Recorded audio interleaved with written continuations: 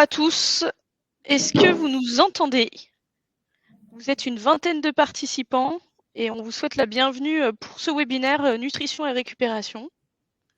Je vois qu'il y a des gens qui continuent à arriver. On vous laisse quelques instants encore et on va pouvoir commencer cet événement. Donc quelques secondes, on va commencer à 15h04.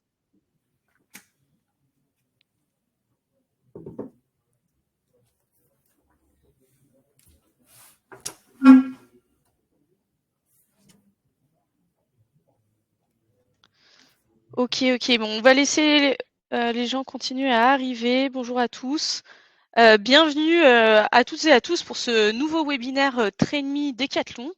On est vraiment très heureux de prendre ce temps avec vous pour vous partager des notions, pour vous partager du contenu en live et pour vous donner du coup les clés de la nutrition dans votre activité de coaching, mais également un temps pour vous, dédié à vous, à votre activité propre. Pour parler nutrition et récupération, on s'est interrogé avec Camille à mes côtés, qui de mieux que la marque Décathlon Nutrition Santé pour vous en parler.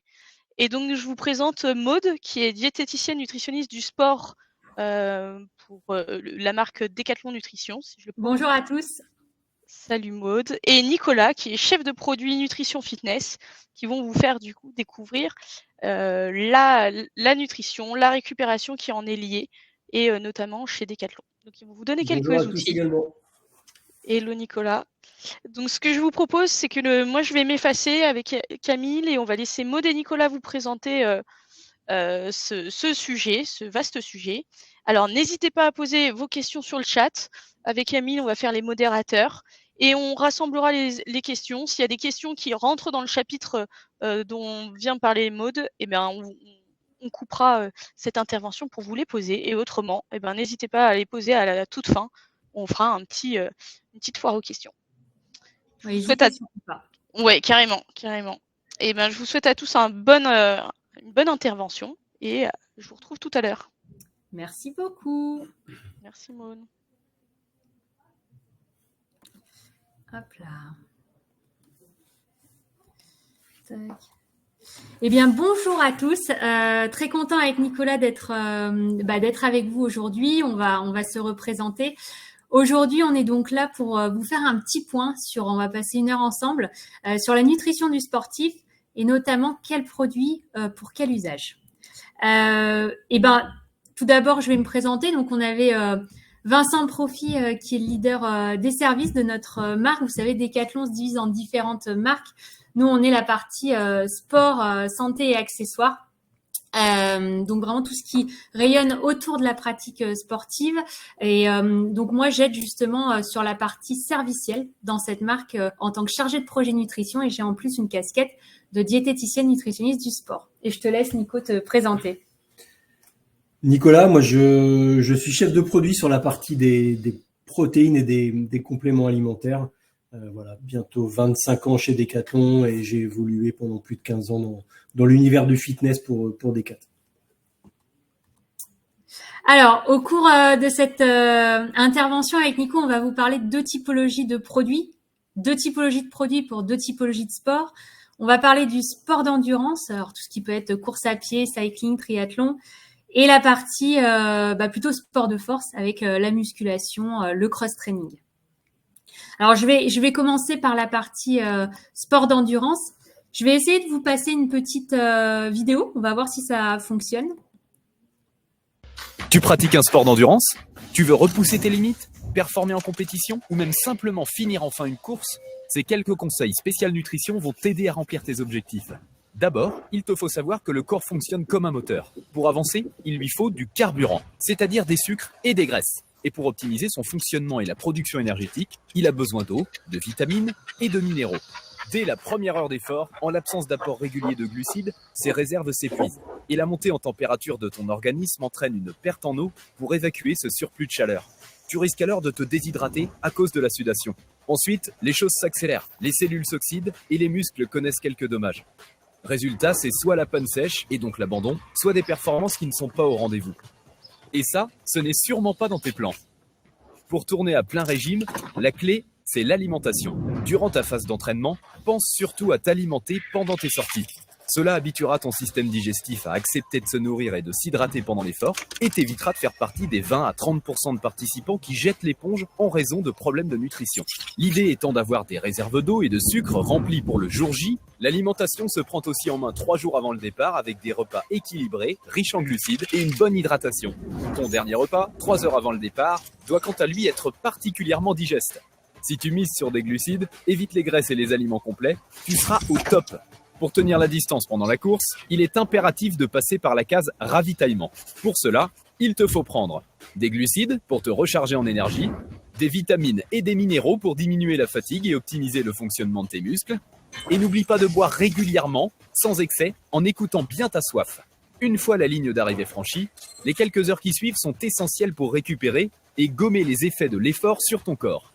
Glucides et protéines étant en effet mieux utilisés par l'organisme pendant ce laps de temps, en absorber permet d'améliorer la reconstruction musculaire et de recharger plus vite tes réserves en glucides. C'est ce qu'on appelle la fenêtre métabolique. En résumé, lorsque tu prépares une compétition, tu dois, primo, faire tes réserves d'énergie avant la course, deuxio, te recharger et t'hydrater pendant l'effort, tertio, récupérer en rééquilibrant les niveaux. En suivant tout cela, tu vas pouvoir montrer ce que tu as dans le ventre et savourer tes nouvelles performances. Donc, vous l'avez vu, là, c'est noté Aptonia. Hop, je vais sortir. Hop là, super. Oui, donc vous l'avez vu, là, c'est noté Aptonia. Donc, c'est l'ancienne marque, mais donc avant, Aptonia était la marque de nutrition. Maintenant, Aptonia, le nom d'Aptonia a disparu et on a donc regroupé différentes familles de produits. Cette petite vidéo, je suis sûre qu'en tant que coach sportif et coach sportive, vous connaissez ces bases. C'était vraiment juste pour repositionner les bases. Après, on ira bien sûr plus dans les détails. L'idée, en fait, c'est que vous ayez un maximum d'éléments pour orienter au mieux vos clients, parce qu'on le sait, quand vos clients ont envie de s'engager sur un programme sportif, bien souvent, la thématique de la nutrition arrive derrière. Donc, on l'a vu dans la vidéo, l'hydratation et la nutrition, c'est la clé pour performer, pour vivre bien son épreuve, son entraînement.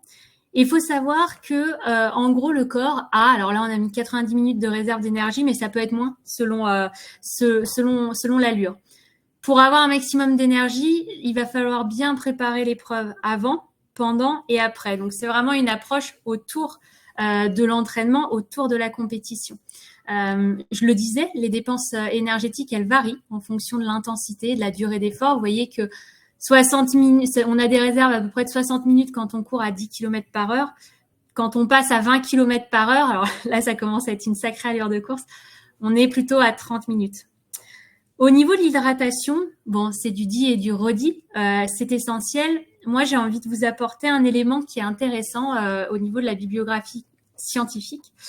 Quand vous faites une course, si vous perdez 1% de votre hydratation, ça engendre une baisse des performances de 10%. Ça veut dire quoi? Ça veut dire que votre coureur ou votre coureuse qui fait 60 kg, qui perd 600 ml d'eau, qui n'est ni plus ni moins ce qu'on perd en moyenne en une heure, aura une baisse de ses performances de 10%. Donc, vous voyez qu'en minutes, voilà, si on voulait faire un semi en 1h30, ça nous fait quelques minutes de temps de course. Donc, c'est super important. Et puis, avec toutes les notions aussi de récupération après course. Ce qui peut être intéressant, c'est de regarder aussi la couleur des urines. Vous verrez sur Internet, il y a des échelles de couleur d'urine. Faut pas que ce soit trop clair, transparent. Faut pas non plus que ce soit trop jaune. Mais ça donne un indicateur sur le fait si on boit assez ou pas suffisamment. Qu'est-ce qui est bon pour? Ça, pareil, je suis sûre qu'en tant que coach, vous le connaissez. L'énergie, bien sûr, via les glucides. Quand on n'a plus assez d'énergie fournie par les glucides, c'est souvent les lipides qui prennent le relais. Alors, c'est pas aussi binaire que ça, hein, c'est des proportions qui varient. Bien sûr, les minéraux et les vitamines. Alors là, on va les appeler les cofacteurs. C'est ce qui va permettre à notre corps de réaliser les différents petits mécanismes à l'intérieur du corps. C'est pour ça que les produits de nutrition sportive, vous retrouvez des minéraux, des vitamines. Protection contre le stress oxydatif. Donc, le stress oxydatif, c'est la création de radicaux libres. Les radicaux libres, c'est des électrons libres, en fait, qui peuvent être à l'origine de blessures, notamment, qui sont pas top pour une bonne récupération. Donc, c'est pour ça que vous allez souvent entendre parler des antioxydants via les vitamines, via le sélénium, le zinc, etc. Construction musculaire, bien sûr, les protéines. Les protéines, on va bien sûr en parler dans la partie Nico sur le sport de force, mais on l'a bien sûr aussi dans le sport d'endurance, puisque le sport d'endurance engendre une dégradation de la fibre musculaire qu'il faut restaurer. Et enfin, bien sûr, les composants structurels. Donc, on a les lipides et puis les protéines. Les lipides qui vont constituer la peau, mais surtout aussi les hormones. C'est pour ça que souvent en sport d'endurance, on est sur des sportifs et des sportifs qui ont un taux de masse grasse assez faible. Nous, en tant que nutritionnistes, on fera attention que ce soit pas trop bas parce que ça peut être contre-productif. Et puis, bien sûr, les protéines. Protéines, c'est important d'avoir en tête que les protéines, c'est pas que le muscle. Les protéines, c'est le fonctionnement du corps. Donc, les protéines rentrent en jeu aussi bien dans les anticorps, dans les enzymes, dans les hormones. Donc, c'est pour ça qu'avoir un bon taux de protéines est important. Alors, au niveau des apports, on aime bien de plus en plus dire oublier les calories. On va vraiment se fier aux sensations alimentaires. En nutrition du sport, c'est bien sûr un sujet qu'on aborde, la calorie, mais les calories ne font pas tout. La répartition entre glucides, lipides, protéines va être très important.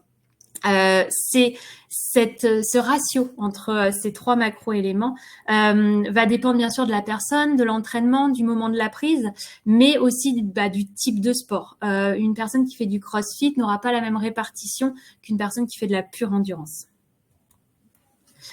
Maintenant, on va rentrer un petit peu plus dans le concret. Je pense que cette partie peut être intéressante puisqu'on va regarder ce qu'on prend avant, pendant et après. Alors forcément, je fais le lien avec nos produits. Vous n'hésiterez pas à nous poser des petites questions au besoin à la fin. Alors, 30 jours avant la course, pas compliqué, alimentation équilibrée. Vous allez me dire, ouais, ok Maud, mais c'est facile à dire, c'est quoi une alimentation équilibrée? Vous verrez qu'après, dans la partie de Nico, je vous parlerai de la pyramide alimentaire qui est ni plus ni moins qu'un régime alimentaire équilibré. Forcément, si on prend une assiette un peu plus, j'aime bien vous donner des choses concrètes. Un ou une coureuse d'endurance, il aura la moitié à peu près de son assiette en féculents, un quart de protéines, un quart de légumes, et puis après à côté éventuellement produits laitiers, fruits, etc. C'est vraiment maintenir cet équilibre 30 jours avant pour avoir une bonne densité nutritionnelle, de manière à fournir les vitamines, les minéraux nécessaires et bien sûr l'énergie. Là où ça va un petit peu se spécifier, c'est les 3 jours avant la course, qu'on appelle la période pré-compétitive, où là, on va aller augmenter un petit peu la portion de glucides. Donc voilà, je vous parlais d'une moitié d'assiette en féculents à peu près. Faut vraiment se fier aussi à son ressenti. Chaque personne est différente. Là, on pourra passer à, vous voyez, votre moitié, vous la décalez un petit peu. On peut augmenter la part bien souvent de glucides là-dessus. Donc forcément, on aura un grammage en glucides par kilo de poids corporel qui va augmenter. On va renforcer aussi l'hydratation puisque en fait le but c'est de faire d'optimiser vraiment ses réserves énergétiques. Donc réserves énergétiques sous forme de glycogène dans le muscle et dans le foie. Et tout ça, ça demande de l'eau. Donc c'est pour ça qu'on va renforcer l'hydratation. Et si on n'arrive pas, des fois sur des petits gabarits, on n'arrive pas à couvrir les apports, ça fait des grosses assiettes. On peut renforcer, bien sûr, avec de la maltodextrine. Et le jour J, vous avez 2 possibilités. Donc, 3 heures avant la course, on finit le dernier repas principal, donc petit-déj, déjeuner ou dîner. Donc là, vous partez, vraiment ce qu'il faut préconiser aux sportifs, c'est quand même de rester sur leurs habitudes alimentaires parce que le corps, il aime pas trop le changement. Mais dans la stratégie d'entraînement, normalement, on aura testé son petit-déj d'avant-course. Après, on a bien sûr des produits qui facilitent aussi si on n'a pas trop envie de se prendre la tête. On a l'énergie cake and cream, on a les barres de petit déjeuner. Donc ça peut être intéressant avec un diète du sport de voir quelle quantité apporter. Et puis, juste avant le départ, 30 à 45 minutes avant, on peut venir renforcer avec par exemple une petite barre de céréales, une banane, des dattes, un petit peu de sucre parce qu'avec le stress, on perd des réserves en glycogène et puis 3 heures après le repas, bien souvent, on commence à avoir une petite faim et le but, c'est de pas partir sur l'épreuve en hypoglycémie. Mais c'est vraiment quelque chose qui va être facile à digérer. Pendant l'effort, alors, on a plusieurs catégories d'efforts. En nutrition du sportif, on raisonne par le temps. Un effort de moins d'1 heure, il n'y a pas de nécessité de prendre des produits énergétiques. On va vraiment verrouiller l'hydratation, donc de l'eau par petites gorgées, et ça, bien souvent, c'est dès le premier quart d'heure. Alors, je sais que sur un 10 bornes, on le fait quasi pas, mais normalement, c'est ce qu'il faudrait. Par contre, en cas de coup de mou, on peut complètement compléter avec un petit gel. Alors, vous allez voir qu'on raisonne aussi en nutrition du sportif en grammes de glucides par heure d'effort. Donc, sur un effort de moins d'1 heure, on apporte entre 0 et 30 grammes de glucides. Ensuite, on a les efforts inférieurs à 3 heures, type, par exemple, semi-marathon. Vous voyez, là, je vous ai mis un peu l'exemple pour un semi-marathon. Donc là, on va verrouiller, bien sûr, l'hydratation. Donc, on est à peu près à 500-600 ml d'eau ou de boisson d'effort par heure d'effort. Ça peut bien sûr augmenter si toutefois la température est supérieure à 25 degrés ou si vous suez beaucoup. On va ramener entre 30 à 60 grammes de glucides par heure. Donc là, je vous montrerai après les produits. Et bien sûr, mais ça souvent les produits ou les boissons isotoniques font le job, on ramène de la vitamine et des minéraux. En gros, qu'est-ce que ça donne pour les efforts de moins de 3 heures? Vous allez prendre votre boisson isotonique, voilà, toutes les 15 minutes, souvent on dit. Et alors ça dépend des personnes et d'où l'importance, ça c'est vraiment le truc où il faut que vous en ressortiez de ce webinaire avec ça. Vraiment tester sa nutrition pendant la compète, vous la testez pendant l'entraînement. Au même titre que vous avez un programme sport pour votre compétition, vous avez toute une stratégie nutrition à avoir et à tester. Et donc toutes les 45 minutes, vous pouvez partir sur un énergie gel. Pour ceux qui ont du mal avec les gels, on a aussi de l'hydrogel. Ou sinon, une pâte de fruits qui est, en fait, le but sur des épreuves inférieures à 3 heures, c'est de vous fournir des sucres rapidement disponibles. Et ça, on va le faire toutes les 30 à 45 minutes selon les habitudes. Il y en a, ça va être toutes les heures. Mais voilà, orientez-vous autour de 45 minutes. On prend un petit ravito. Et là, maintenant, on passe, donc on est sur de l'endurance, donc on peut avoir affaire à des épreuves plutôt longues, donc effort de plus de 3 heures, où là, on aura toujours le même volume d'eau. Alors, 500 à 800 ml d'eau ou boisson d'effort. Pour du plus de 3 heures, je vais quand même préconiser de la boisson d'effort parce que le problème, c'est qu'après, on va avoir du mal à apporter suffisamment de glucides par heure puisque vous voyez, pour plus de 3 heures d'effort, alors ça dépend beaucoup des personnes, mais c'est au minimum 60 grammes de glucides par heure et chez certains sportifs et sportifs de haut niveau, ça peut aller jusqu'à 90 grammes. Alors, 120 grammes, c'est plus rare, mais dans le cyclisme, on a déjà vu ça notamment. Et après, toujours, vitamines, minéraux, on va souvent rajouter dans nos produits pour effort long des antioxydants. Parce que c'est vrai que plus de 3 heures d'effort, va y avoir quand même un sacré stress oxydatif. Et au niveau de notre gamme, pour faire le lien avec notre gamme, nous, sur les efforts de plus de 3 heures, vous passerez sur la gamme ISO+. Inférieur à 3 heures, vous allez être sur de l'ISO tout court. Et supérieur à 3 heures, on va être sur de l'ISO+. Vous pouvez sinon, parce qu'il y a des gens, les boissons isotoniques, c'est pas trop leur truc, ils préfèrent les électrolytes. Les électrolytes, en fait, pour vous la faire très simple, c'est l'ISO ou l'ISO+, mais sans le sucre. Donc, si vous prenez des électrolytes, il faut bien vous dire que tout ça ne vous apporte pas de sucre. Donc, il faut renforcer la partie sur la droite que vous avez. Donc, consommer plus de gel, plus de pâtes de fruits, plus de barres. On l'a vu tout à l'heure, un effort entre 1 heure à 3 heures, toutes les 45 minutes, vous prenez votre petit gel ou votre barre. Et les épreuves supérieures à 3 heures, là, on va vraiment préconiser toutes les 30 à 45 minutes pour augmenter la quantité de glucides par heure. Et là, on passera plutôt, bien sûr, du gel plus, si vous voulez, mais vous avez l'hydrogel et vous pouvez partir sinon sur des petites barres. Ça peut être des pâtes de dattes, ça peut être des nougats, de la pâte d'amande, des choses en fait qui auront une libération de sucre en lien avec l'indice glycémique un petit peu plus lent, qui sera un petit peu plus dur à dégrader pour le corps, parce que là, on va être sur des efforts plus longs, donc il va falloir tenir le rythme sur la durée. Après l'effort, donc là, on fait le lien avec la récupération.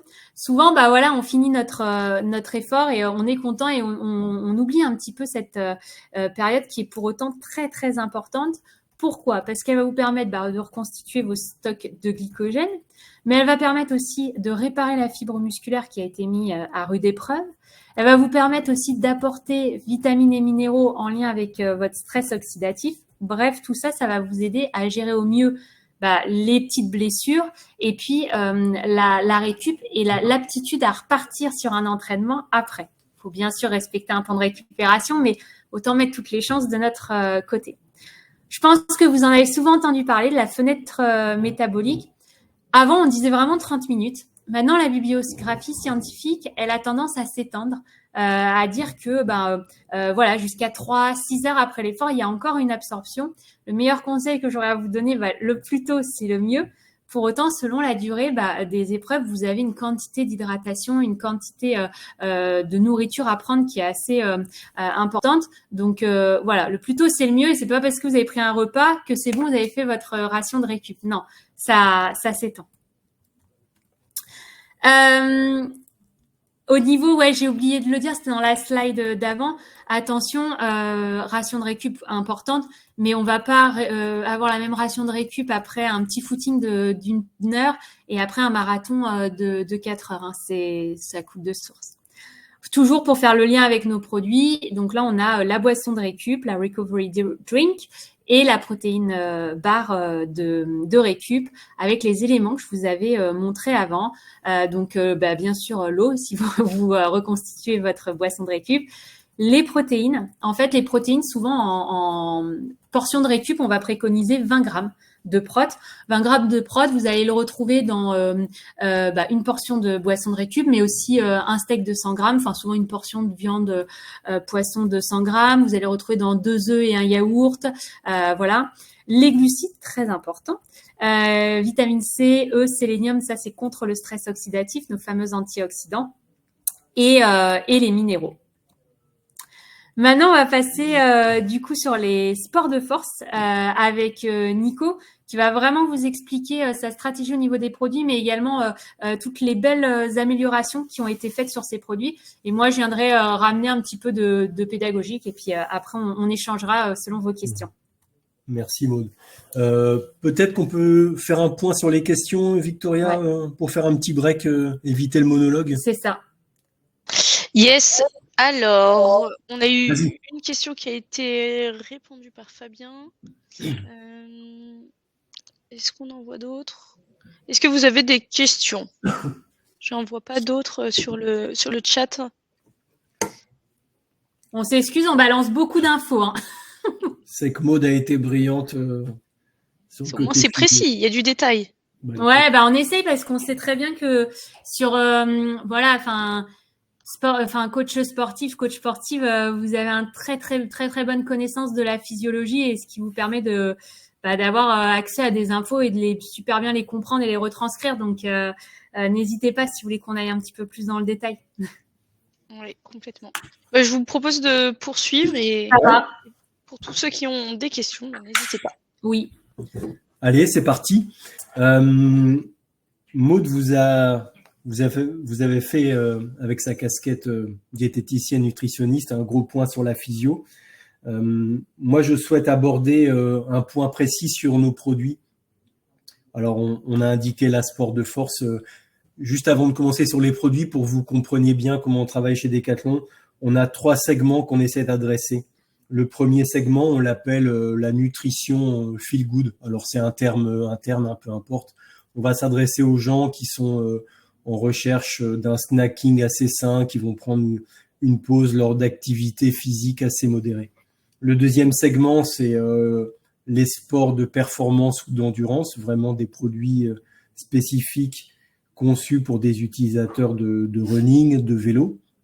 Et le troisième segment dont je m'occupe, qui est plutôt dédié aux sports de fitness, très majoritairement muscu ou cross-training, puisque sur les protéines, sur les compléments alimentaires, c'est plus de 50% de nos clients. Alors, comprenant ces 3 segments, moi, je vais vous parler un peu des produits, le sens de ce qu'on fait et puis surtout ce qu'on a mis dans nos produits. Je vais vous faire ça parce que je sais que chez Decat, on est souvent crédible pour vendre des vélos, pour vendre des haltères ou un t-shirt, mais alors beaucoup moins sur la nutrition. Les gens n'ont pas souvent l'image de spécialistes qu'on a, et pourtant c'est le cas. Vous savez, on est plus de 30 à travailler sur nos produits nutrition, c'est-à-dire que c'est des produits qu'on va développer nous-mêmes à base de recettes qu'on écrit, On travaille avec Maud, vous l'avez vu, sur des métiers très précis comme diététicien, nutritionniste. On se fait aider également par des spécialistes externes. On a au sein de nos 30 personnes beaucoup de collaborateurs issus du milieu de l'agroalimentaire. Donc ça, c'est important déjà à comprendre. Alors, sur mon périmètre, moi, le sens de ce que je veux faire, pourquoi je fais des produits, c'est bien pour aider les gens à essayer d'atteindre leur objectif fitness. Clairement, la protéine, elle est consommée parce que les clients pensent qu'elle va permettre d'atteindre plus rapidement les résultats escomptés. La mission qu'on porte, c'est bien de co-concevoir. Alors, je dis co-concevoir parce que l'ensemble de nos produits sont testés et validés par des clients externes. On a un site qui s'appelle Decathlon Co-Création, où ce sont nos clients, et en général, il y a quasiment une centaine de clients qui vont tester nos produits. Et c'est même plus moi, en fait, qui vais valider le produit, c'est mes clients qui vont nous donner le retour pour dire, celui-là, vous pouvez y aller.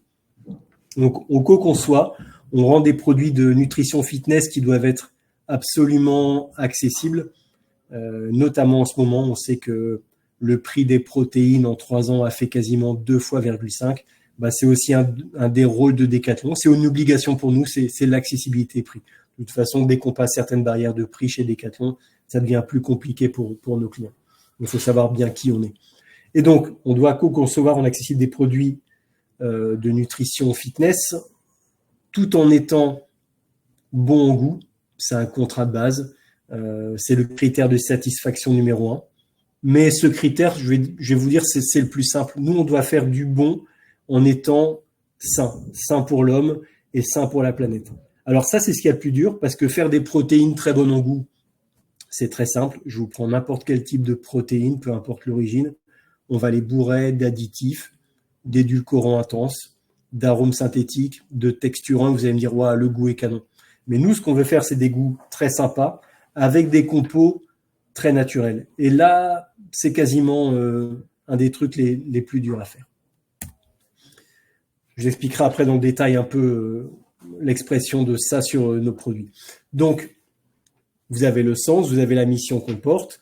On segmente notre offre en fonction des objectifs principaux de nos clients. Donc, on va concevoir des produits pour la partie de développement musculaire. Je développe mes muscles, j'entretiens ma masse musculaire. On fait des produits pour aider les personnes dans leur période de sèche, définition ou perte de poids. Des produits pour s'énergiser pendant l'entraînement ou mieux récupérer. Et enfin, la prise de masse qui reste un objectif assez clé. Vous avez à droite les pourcentages de nos clients qui se déclarent sur l'un ou l'autre de nos objectifs. Et donc, pour développer ces produits, on a 2 grands territoires. Les territoires leaders, c'est là où on passe beaucoup de temps. C'est les produits les plus mass market, donc des protéines en poudre et des shakers. Les protéines en poudre, c'est vachement important pour nous, mais pour le marché. C'est 50% du marché mondial de la nutrition sportive. C'est un marché clé. Et puis des territoires de conquête, là où on va poser un peu de singularité. On a des partis pris très forts. Par exemple, nos compléments alimentaires sont 100% d'origine végétale. C'est un choix intéressant pour l'utilisateur. C'est mieux en compo. Il n'y a pas du tout de challenge sur l'efficacité, comme on peut avoir parfois sur la complétude d'acides aminés sur une protéine en poudre. Et puis, c'est aussi beaucoup mieux pour la planète. Et puis, des high protein bars, on a des produits qui s'appellent high protein bars sur le sport muscu, avec 30 grammes de prot et moins d'1 gramme de sucre, qui sont hyper singulières sur le marché. Plutôt, il n'y en a pas de produits comme ça. Alors, pour vous expliquer ce qu'on fait sur nos produits, vous avez à gauche ce qu'on avait avant. Et ce qu'on avait avant, c'est ce que vous pouvez trouver sur la plupart des whey protéines du marché. Et puis surtout, ce qu'on a fait à droite. Donc, dans nos grands partis pris, tous nos produits maintenant sont développés à base de 100% d'arômes naturels. Également 100% de stevia en édulcorant d'origine végétale uniquement. C'est-à-dire que tous les édulcorants, style sucralose, acésulfame de potassium, on a décidé de plus en vouloir dans nos produits. Donc, on travaille vraiment là-dessus, sur des listes d'ingrédients volontairement courtes et simples. Sur l'origine de nos matières premières, tous nos produits sont bien conçus sur le papier à Lille. Nos produits ils sont fabriqués en France et puis issus de protéines en poudre d'origine très frontalière. Vous voyez, notre whey protéine, c'est France, Belgique, Allemagne et Pays-Bas uniquement. Sur ce produit, on veut aussi avoir plus d'efficacité. Donc, par rapport au produit qu'on a remplacé à gauche et celui à droite, vous voyez qu'il y a moins de calories, plus de BCA, un équivalent en grammes de protéines. On fait des choix aussi pour le durable, comme le label Cacao Fairtrade. Il n'y a pas de marque qui propose du cacao Fairtrade dans ses produits. Un autre exemple avec nos gammes d'Isolate. Alors, c'est des produits forcément plus populaires chez des pratiquants très réguliers de musculation, qui connaissent leur plan d'entraînement, mais qui sont aussi plus sensibles aux étiquettes nutritionnelles. Vous avez à gauche la protéine Isolate qu'on a encore en magasin et qu'on va remplacer dès cet été par une nouvelle Whey 100% Isolate. C'est-à-dire qu'à nouveau, le 100% d'arôme naturel, à nouveau le cacao de la Fairtrade, la stevia uniquement en édulcorant. Et puis, vous voyez, on passe à une protéine 100% isola, c'est-à-dire qu'on aura plus de protéines, plus de BCA, beaucoup moins de fat et de sucre par shaker et aussi moins de calories. Et clairement, sur le marché, on va proposer ce produit 900 grammes à 35 €. On a une réponse d'efficacité et de produits naturels hyper bien placés. Dernier produit que je voulais vous proposer, c'était l'exemple sur un BCA. Je vous indiquais tout à l'heure que notre parti pris, c'était des compléments alimentaires d'origine 100% végétale. Vous avez à gauche les anciens BCA qu'on ne veut plus dans nos produits. Alors, il faut savoir que les BCA sont souvent issus d'hydrolyse de plumes d'oie ou de canard. Là, en l'occurrence, c'est des plumes d'oie. Ça, on n'en veut plus. On va faire que des BCA d'origine végétale. Alors, végétale, c'est beaucoup mieux acclémé parce que c'est de l'hydrolyse de maïs. Et à nouveau, des arômes 100% naturels, à nouveau de la stevia dans ces produits. Voilà un peu pour vous partager le sens global, la mission et puis ce qu'on est en train de faire sur nos produits. C'est un positionnement différent, ce sont des vrais partis pris et nous, on prend le choix d'avoir des produits à liste d'ingrédients volontairement simples et courtes. Après, on trouvait intéressant de vous montrer un peu les outils qu'on peut mettre à votre disposition pour savoir est-ce que complémentation ou pas en whey. Déjà, les prérequis, comme je l'ai dit tout à l'heure, c'est de partir d'une alimentation équilibrée. Ça sert à rien, et peu importe quel complément qu'il soit, de partir sur un complément si on garantit pas les bons apports. Après, on a un autre point, c'est est-ce que j'apporte des protéines suffisamment et est-ce que c'est adapté à mon niveau d'activité physique? Encore une fois, si vous avez, et c'est bien sûr, là vous connaîtrez bien mieux que moi, mais si la personne elle est régulière dans sa pratique, en effet, les résultats seront là. Faire prendre de la whey à une personne qui est sédentaire, qui souhaite faire une prise de masse, il y a quand même pas beaucoup de chances pour que ça fonctionne. Donc, c'est vraiment ces deux points à avoir en tête. Nico a créé une calculette que je vais vous montrer le visuel après, qui est assez intéressante. En fait, vous rentrez votre typologie, homme, femme, taille, poids, etc. Votre objectif, ça vous calcule vos besoins en protéines. De là, vous pouvez rentrer sur une journée l'ensemble de ce que vous mangez. Ça vous calcule vos protéines et ça vous dit si oui ou non, sur une journée un peu type, vous avez besoin d'une complémentation ou pas. Encore une fois, toujours dans cette lignée de transparence, de composition la plus simple possible, on a envie d'apporter un rôle aussi pédagogique dans l'utilisation de nos produits. Ce qui est à bien garder en tête, c'est que pas plus d'un tiers des apports en protéines doit se faire via la whey. Par exemple, vous avez besoin de 100 grammes de protéines par jour. Vous ne pouvez pas apporter plus de 30 grammes de whey. Les 70 grammes au minimum doivent être apportés par une alimentation équilibrée. Donc là, c'est le visuel de la calculette de vos protéines. Donc c'est super simple, vous aurez juste à calculer vos besoins et on verra avec Victoria pour vous mettre tous les liens. Le but là, c'est de vous fournir une petite boîte à outils qui pourra être réutilisée. Autre outil, on a notre guide nutrition. Je suis sûre que vous maîtrisez, mais pour vos clients, c'est peut-être pas toujours évident de savoir est-ce que je prends de la whey, est-ce que je prends de la vegan protéine, est-ce que je prends de l'isola. Sur ce fichier, en fait, sur ce document, on a vraiment répertorié les produits selon l'objectif. Donc, on a 2 objectifs principaux que sont l'entretien, le développement musculaire et la prise de masse à proprement parler. Et puis, via quelques phrases très synthétiques, on allait vraiment au plus simple. On vous dit ce qui est le mieux, toujours en mentionnant la quantité de prot par shaker. Ayez en tête, parce que je sais que ça souvent chez les gens qui pratiquent les sports de force, on évite un maximum le sucre.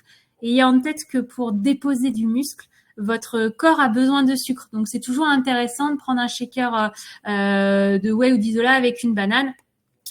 Tout simplement parce que vous qui maîtrisez quand même bien la physiologie, en lien avec la sécrétion, la réponse insulinique, là ça va vous permettre de stocker de plus en plus les acides aminés que vous amenez en fait. Ça va permettre d'ouvrir ces récepteurs. Donc c'est plutôt intéressant.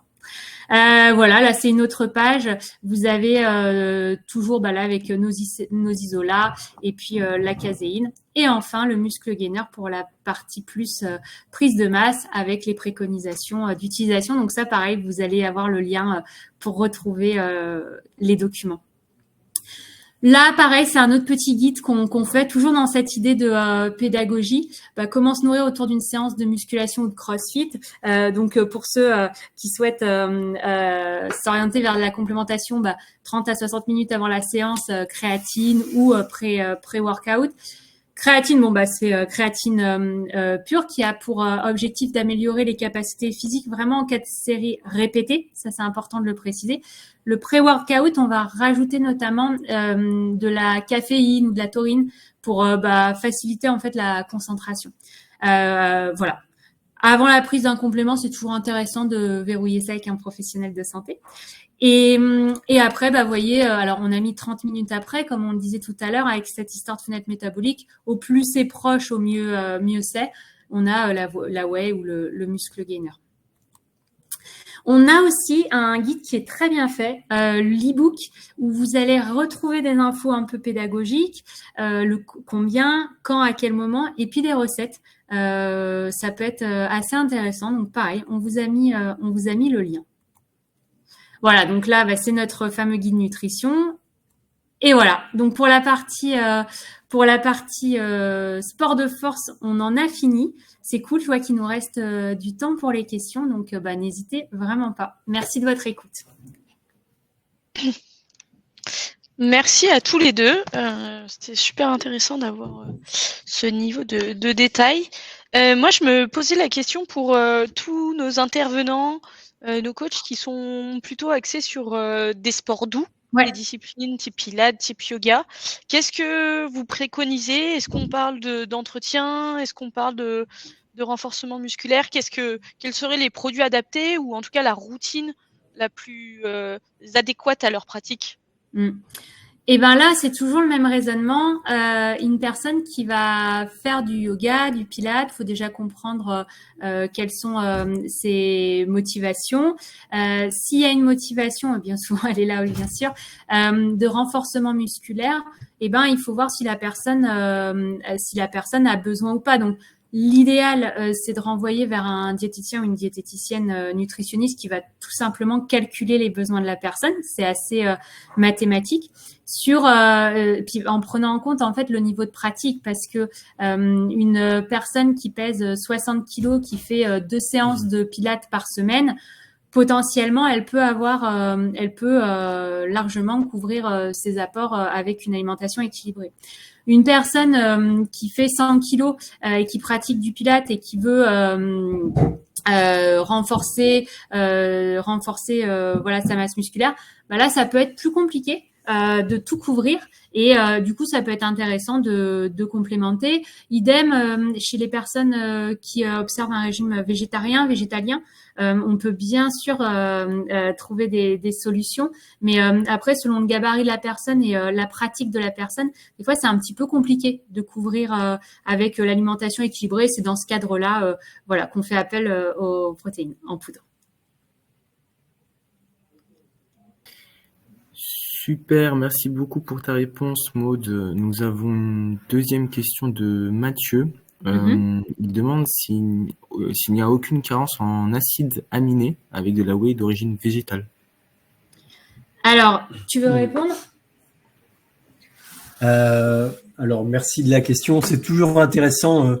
Il faut bien comprendre qu'une whey, le mot whey, c'est la traduction du mot lactosérum. Donc, une whey peut jamais être végane, tu vois.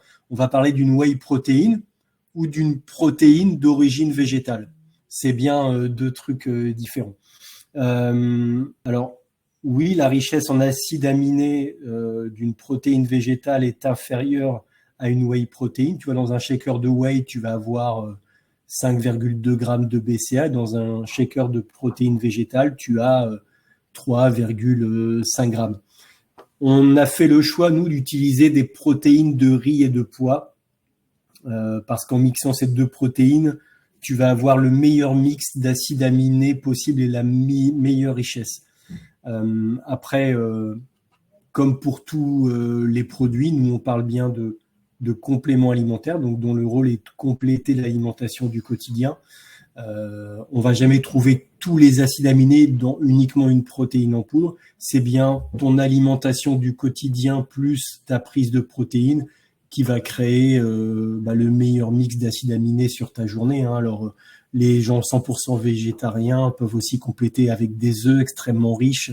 Voilà, donc oui, une protéine végétale sera moins riche en acides aminés qu'une whey protéine, c'est une certitude.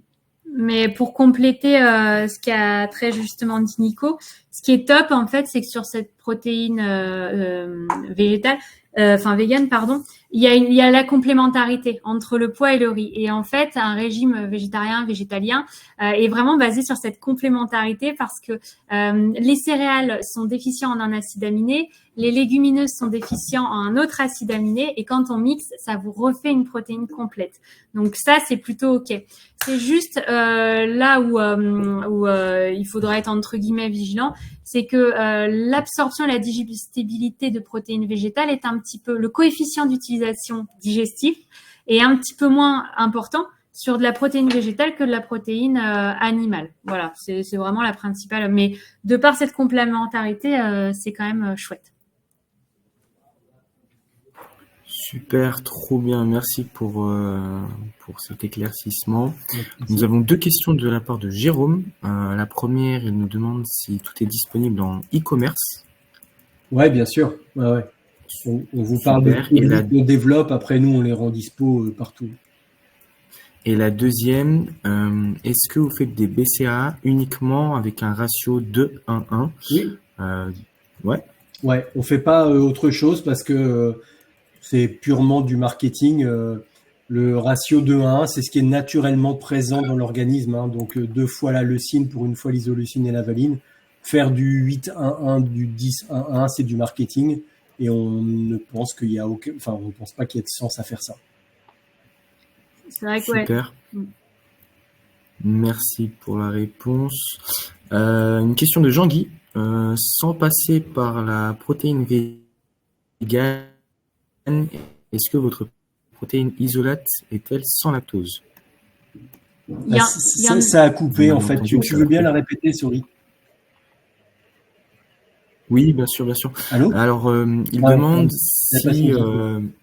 Oui, c'est bon. Ouais. Il demande juste si la protéine isolate est-elle sans lactose. Alors, merci de la question. Impérativement passer par la végane. Ouais. Tu vois à gauche la gamme qu'on a actuellement. L'isolat qu'on a, c'est un composé de 52% d'isolat et 48% de concentrat de protéines. Et à droite, le produit qu'on va sortir, 100% isolat, tu vois que la concentration en sucre, elle est relativement faible, c'est-à-dire que cette protéine 100% isolat, elle est, pour une personne qui serait intolérante au lactose, ça peut passer vu le nombre de grammes de sucre que tu auras à l'intérieur. Le lactose est bien le sucre présent dans le lait. Et donc, avec 0,5 grammes, tu pourrais l'acclémer pour les intolérants au lactose. Alors, attention dans ce que je dis, précaution, si tu es vraiment très intolérant, toujours pas conseillé de prendre des produits d'origine laitière, même si ça, c'est très maigre. il faut rester sur la protéine végétale. Une autre question de la part de Mélanie. Au bout de combien de temps de pratique peut-on proposer de la créatine et pour qui préconisez-vous d'en prendre? Est-ce que cette prise de créatine, elle engendre de la rétention d'eau également ou a-t-elle d'autres effets secondaires? Alors, on peut vous inviter, ça vaut certainement le coup d'aller, on a un site qui s'appelle conseildécathlon.fr. On a dû écrire une dizaine d'articles très complets sur la créatine. Je vous invite, quand vous avez le temps de les parcourir, Conseil sport. Ouais, conseil sport. Ils sont plutôt bien faits. Donc, alors la créatine, clairement, alors c'est un produit qui connaît un succès complètement phénoménal en ce moment, mais c'est très porté aussi par le boom de la muscu. Hein. La muscu, 50% des jeunes Français de 18 à 23 ans pratiquent la muscu. Le produit est très populaire parce que il va contribuer aux objectifs principaux de prise de masse, hein, alors via la force qu'on va développer, donc plus de force à terme, plus de volume musculaire. En revanche, nous on la conseille jamais à des débutants. Il vaut mieux déjà apprendre les bases de bien s'entraîner avec un programme adéquat pour ton objectif, bien apprendre à se nourrir pour complémenter mon entraînement. Et puis, si je couvre pas mes besoins en protéines, peut-être déjà de commencer par de la whey avant d'aller directement prendre de la créatine. La créatine, moi, je vais plutôt la partager à des gens qui sont déjà un peu à l'aise en muscu, un peu à l'aise dans les plans alimentaires, et puis qui ont un vrai objectif de gagner du muscle, de la force. Donc là, ça peut être intéressant de faire un cycle de créatine. Oui, la rétention d'eau, ouais, c'est une réalité. Alors, à nouveau, c'est un complément. La réaction est très variable d'une personne à l'autre. Mais comme pour des médicaments, hein, vous avez les médicaments, vous avez plein de contre-indications. Il y a des gens qui peuvent réagir, d'autres non. La créatine peut faire cet effet rétention d'eau qui contribue à avoir aussi ce volume et un peu de poids supplémentaire qui, quand vous allez l'arrêter, va se stopper. Il y a des gens pour qui il n'y a aucune rétention d'eau. Donc, c'est difficile de répondre à ça. Est-ce que c'est très variable d'une personne à l'autre? Je ne sais pas si Maud, tu vas ajouter un truc sur la créatine. Non, tout parfait. Et justement, concernant la créatine, encore pour une personne confirmée, qui a aucun souci pour développer, que ce soit sa masse musculaire ou derrière perdre du poids ou sécher, est-ce que c'est conseillé d'en prendre quand même ou faut vraiment le garder comme un complément alimentaire qui peut être un plus, mais c'est pas spécialement nécessaire directement si derrière toute la nutrition autour est bien calibrée? Alors, comme pour tous mes produits, si tu couvres tous tes besoins, ne prends pas de complément alimentaire, hein, clairement. Après, pour un pratiquant régulier, c'est plutôt le dépassement des objectifs, aller vraiment plus loin. Là, ouais, le plus, la créatine, c'est le produit le plus étudié par la science. Hein. Je pense que il y a plus de 7000 études sur ce produit. C'est un produit sur lequel on a une allégation, c'est-à-dire que la créatine permet l'amélioration des capacités physiques, c'est-à-dire que c'est quelque chose qu'on peut dire, écrire sur le produit, c'est quand même pas anodin hein, sur des compléments alimentaires. Voilà, après, tout est propre à chacun. Si tu maîtrises parfaitement ton alimentation, n'utilise pas de whey, n'utilise pas de créatine. C'est quand même des boosts par rapport aux gens qui ont du mal à couvrir leurs besoins, qui n'ont pas le temps de se préparer des encas avec une whey protéine et qui veulent aller plus loin dans leur entraînement. C'est aussi très populaire sur le CrossFit, hein, dans la recherche, le vrai dépassement de soi des sports à haute intensité, c'est très utilisé. La créatine, elle est vraiment plutôt pour les sports de force, hein, des séries assez courtes de très forte intensité. Sur les sports d'endurance, elle est moins utilisée. Je pense qu'il y a aussi beaucoup moins d'études sur son efficacité. Ce qui va faire varier aussi l'efficacité de la créatine. Alors déjà, ça c'est intéressant à savoir pour les compléments quand vous vous posez des questions sur l'efficacité ou pas. Déjà, vous pouvez consulter un peu de bibliographie scientifique, c'est intéressant, mais vous avez aussi justement le règlement des allégations. Les allégations, en fait, c'est les phrases très précises que l'on a le droit de dire sur un complément ou pas. Et ces allégations, elles sont validées en fait par une autorité européenne suite justement à pas mal de recherches. Donc ça déjà c'est sympa de savoir ok, est-ce que ça peut potentiellement fonctionner. Et ce qui ressort en fait de l'efficacité de la créatine, c'est que ça dépend aussi du taux de créatine. C'est mal dit, mais à l'intérieur de la personne. Et ça varie en fonction de l'alimentation et aussi en fonction de l'âge. Pour vous schématiser les choses, potentiellement, on peut penser, enfin, c'est pas on peut penser, c'est ce qui a été démontré, une personne âgée qui prend de la créatine, donc une personne âgée qui peut potentiellement être dénutrie, qui prend de la créatine, l'effet va être plus important que chez un jeune ou une jeune femme crossfiteuse de 30 ans qui est à la fleur de l'âge et voilà. Et en fait, cet effet, il y a vraiment un facteur individu qui varie. Donc verrouiller auprès d'un professionnel de santé de pas avoir notamment d'insuffisance rénale, des choses comme ça, parce que c'est des petites contre-indications ou compléments de ce type. Mais après, tester une cure, si ça fonctionne, tant mieux. Mais en effet, il y a des réponses, comme l'a très bien dit Nico, qui sont différentes d'un individu à l'autre. Ce qui est intéressant peut-être à garder, enfin, deux trucs. Une dose de créatine, c'est environ 3 grammes. Tu sais que pour avoir 3 grammes de créatine, tu dois manger, par exemple, 1 kilo de saumon ou, on va dire, quasiment 1,5 kg de poulet. Tu vois, donc la dose, elle est pas négligeable, c'est un vrai apport.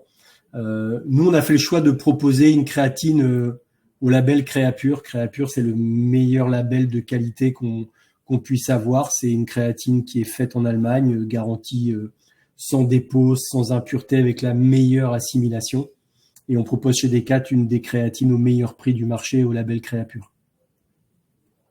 Ça pareil, ouais, pour conseiller parce que je pense que pas mal de vos clients doivent vous poser la question au niveau des compléments, verrouiller la qualité, la présence de labels, le côté contrôle antidopage et d'avoir des labels de qualité, c'est ce qui fait vraiment la différence sur vos compléments et la traçabilité.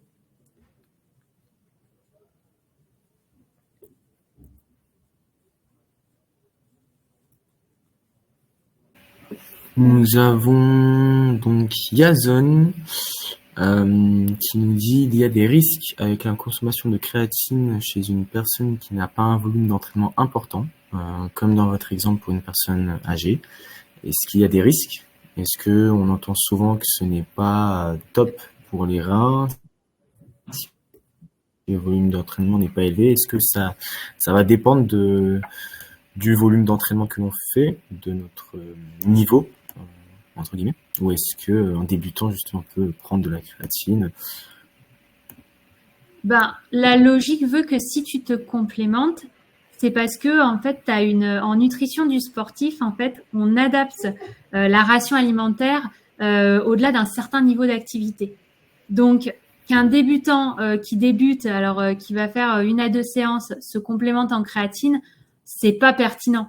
Comme l'a dit Nico, la créatine, ça va plutôt aller à chercher chez des pratiquants réguliers, même plutôt confirmés, qui vont souhaiter aller chercher le petit plus en termes d'optimisation de la performance.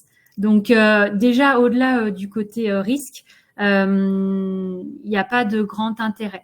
Et après, pour le côté risque, là, la bibliographie scientifique dit de plus en plus qu'il n'y a pas de risque. La créatine n'est pas un produit à risque.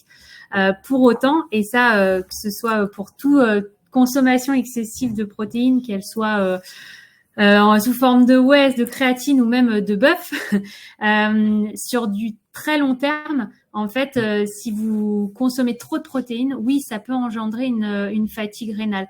Ça se joue sur plusieurs années. Ça dépend aussi du niveau. On n'aura pas la même réaction si on est à 1,5 g de protéines par kilo de poids corporel ou si on est à 3 grammes. C'est pas pareil. Mais que ce soit créatine ou pas, un produit consommé trop longtemps en trop grande quantité, c'est jamais bon. Ça, c'est clair et net. Donc non, chez un débutant, la créatine, déjà verrouiller les bases, quoi. Après, pour compléter, il y a des préconisations. Les préconisations sont une dose, c'est 3 grammes par jour. On sait qu'il y a certaines personnes qui montent à 5 grammes. C'est pas ce qui est préconisé, même si tu montes à 5 grammes, tu n'as pas de risque. On avait creusé, on travaille avec un nutritionniste, professeur d'université, qui est aussi diététicien pour le Clermont Rugby Foot. lui nous indiquait clairement que à partir au bout de 3 semaines, en fait, tu avais 90% de la créatine qui passait dans les urines. Donc voilà, il fallait pas forcément non plus dépasser des cures de 3 à 4 semaines. Et il nous indiquait également que selon la littérature, tu avais quand même 25 à 30% des gens qui étaient très insensibles à la créatine, c'est-à-dire qu'ils pouvaient en prendre, il n'y aurait pas de rétention d'eau, il n'y aurait pas plus forcément de force. Et à nouveau, on retombe dans le côté très subjectif des compléments, même si sur la créatine, c'est le moins subjectif qu'on puisse avoir vu les études scientifiques. Pour rester sur le thème de la créatine, Mélanie nous demande quelle est la meilleure forme d'assimilation.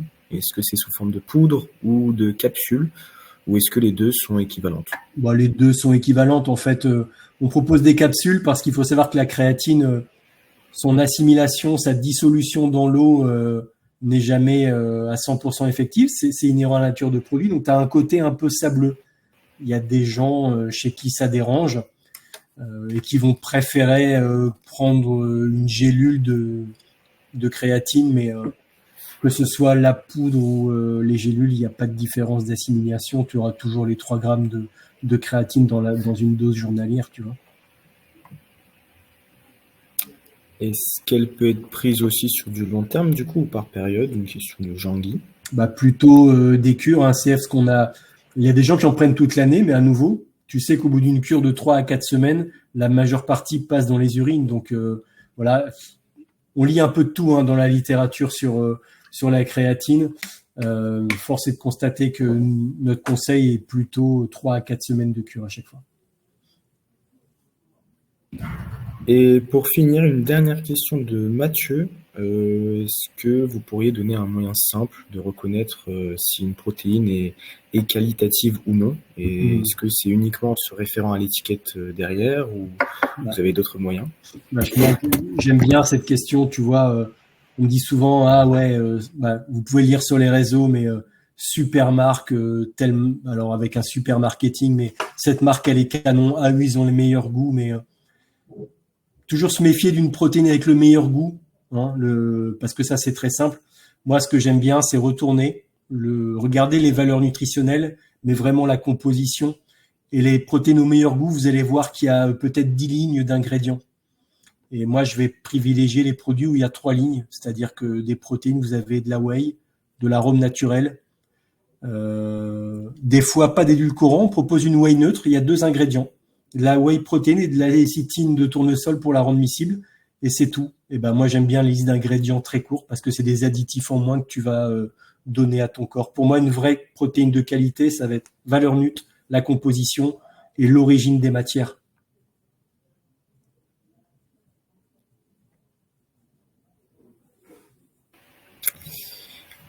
On s'excuse, on va bientôt devoir terminer parce qu'on doit libérer la salle. Super, alors on est arrivé sur les dernières questions. Donc merci Maud, merci Nicolas pour toute votre expertise concernant ce sujet très intéressant qui est la nutrition sportive et qui nous impacte beaucoup dans notre domaine et dans nos différentes activités.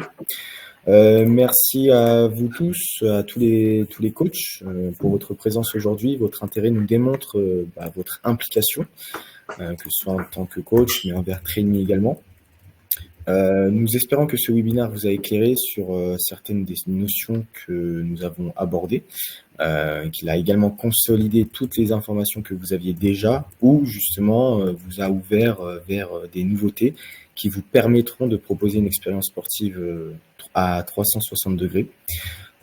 Pour rappel, à la suite de ce webinaire, vous recevrez donc un lien avec le replay pour pouvoir revoir ce webinaire tranquillement chez vous si vous avez peut-être d'autres questions ou que tout simplement vous ne vous souvenez plus d'un certain passage qui peut être intéressant pour vous. Nous allons également vous envoyer un petit sondage pour tout simplement nous permettre de savoir comment Trainme peut vous apporter de la valeur sur ce sujet, comment Trainme et Decathlon pourront vous apporter de la valeur sur ce sujet qui nous tient tous à cœur. Allez, bonne route vers l'open space. Merci à tous et bon après-midi. Merci. Merci à tous. T'arrives